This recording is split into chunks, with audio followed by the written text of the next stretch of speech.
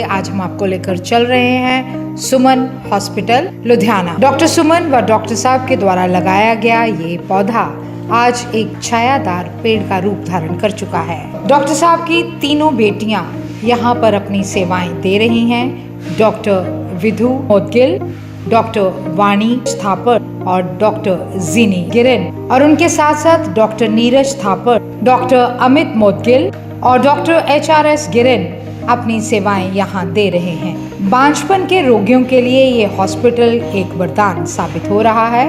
हमारी टीम ने डॉक्टर विधु मोदगिल जी से बातचीत की। डॉक्टर विधु मोदगिल एक जानी मानी गायनेकोलॉजिस्ट और इनफर्टिलिटी स्पेशलिस्ट हैं। हमारी टीम से बातचीत करते हुए डॉक्टर मोदगिल ने अपने जीवन के अनुभव हमारी टीम के साथ साझा किए। उन्होंने आज की भागदौड़ की जिंदगी में इनफर्टिलिटी के कारण व इसके निवारण के बारे में भी विस्तृत बातचीत की।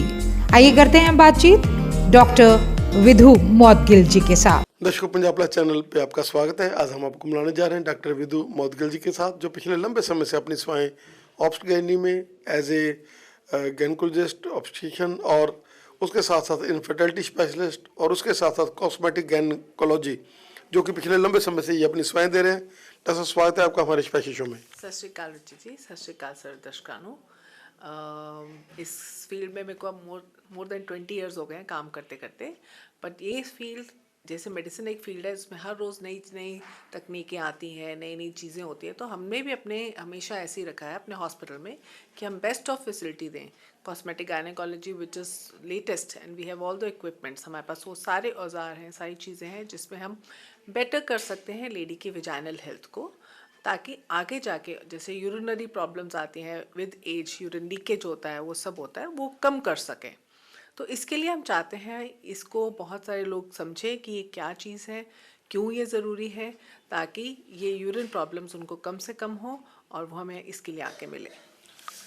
ऐसा क्या कहना चाहेंगे कि हर इन चीज़ों के लिए, चाहे वो बाथरूम की प्रॉब्लम है जल्दी जल्दी, क्योंकि आजकल कंट्रोल अनकंट्रोल्ड बाथरूम हो गया, और उसके साथ साथ जैसे एक सीडेटिवनेस सी आ जाती है लोगों में जब बच्चे का जन्म हो जाता है, और मेनोपॉज के बाद तो खास तौर से लेडीज़ में।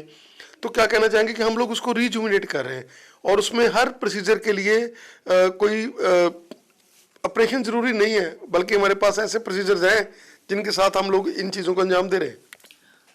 बिल्कुल ज़रूर है। जैसे जैसे हमारे को मेनोपॉज आता है विद एज, हमारे अंदर हार्मोन्स की जब कमी होती है तो हमारी जो वेजाइनल हेल्थ है वो भी बहुत सारी इफ़ेक्ट होती है। उससे हमें यूरिनरी प्रॉब्लम्स, आपस में संबंध बनाने, हस्बैंड वाइफ के संबंध बनाने में प्रॉब्लम्स आती हैं, जिसको हम ये नॉन इन्वेसिव, नॉन ऑपरेशन से भी ठीक कर सकते हैं और उनकी लाइफ को हेल्दी बना सकते हैं। कहना चाहेंगे कि आपका लंबा तजर्बा एज ए ऑब्स्टेट्रिक और उसके साथ साथ ये फील्ड जो आपने चूज़ किया है, और जिसमें आपके पास चेयर्स वगैरह भी, आप तो जैसे आपने बताया कि मतलब 5 साल पहले अब लोग इन चीज़ों में आ रहे हैं जो गायनेकोलॉजिस्ट हैं, लेकिन आपने तो 10 साल हो गए हम लोग देखते हुए। क्या कहना चाहेंगे कि आप तक लंबा एक्सपीरियंस है और लंबी चेन है? बिल्कुल। जैसे पोस्ट डिलीवरी भी हम कहते हैं लोगों को ये एक्सरसाइज करने के लिए, ताकि विद एज ये उनको प्रॉब्लम्स कम आए। मीनोपॉज के बाद तो डेफिनेटली उनको ये चीज़ें ज़्यादा करनी चाहिए और आके एक इंफॉर्मेशन लेनी चाहिए ताकि उनको ये प्रॉब्लम्स कम आए। प्रॉब्लम हमारी कंट्री में ये है, जब लोगों को तकलीफ़ आती है वो तभी डॉक्टर के पास जाते हैं। जाना जब चाहिए ताकि वो तकलीफ़ ना आ सके। So we should work more towards wellness. हमें अपनी सेहत की अच्छाई रखने के लिए ज़्यादा काम करना चाहिए रादर देन बीमारी को लगाने के लिए।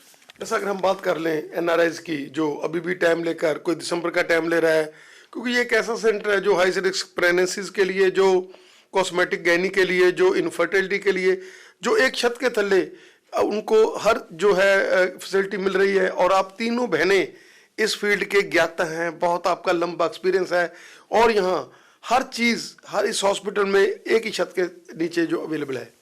सुमन hospital last more than I think so 30 years काम कर रहा है, एंड गायनी में कोई ऐसा फील्ड नहीं है जहाँ पे यहाँ पे काम नहीं होता। इनफर्टिलिटी है, लैप्रोस्कोपी है, and we are going to start robotic surgery and cosmetic gynae तो हम कर ही रहे हैं। सो हम बेसिकली वुमेन हेल्थ को शुरू से लेके एंड तक सब ट्रीटमेंट्स हम यहाँ करते हैं, और best to our knowledge and to our latest whatever techniques we have. और सबसे बड़ी बात है कि ये हॉस्पिटल एक ऐसा वाहिद हॉस्पिटल है जो 10 साल से लोगों को बोल रहा है कि हर इनफर्टिलिटी वाले पेशेंट्स को आईवीएफ की जरूरत नहीं है। और आपने बहुत सारे पेशेंट जो इनफर्टिलिटी के थे, कईयों को तो हार्मोनल प्रॉब्लम, कईयों को क्योंकि आप लोग यहाँ पर एक टीम वर्क है जिसमें डॉक्टर साहब भी हैं, आप लोग भी हैं, जिसमें वो काउंसलिंग का जो समय है उनके पास हर तरह का मिल जाता है। और यहाँ पर तकरीबन जो है केस जो सॉल्व हो जाता है। कई बार 2-2 बार आईवीएफ फेलर यहाँ आते हैं and they enjoy. See IVF एक ऐसी टेक्निक है जो डिपेंड करता है कि क्यों कर रहे हैं। हर मरीज़ को आईवीएफ की ज़रूरत नहीं होती, ये आपने सही कहा है।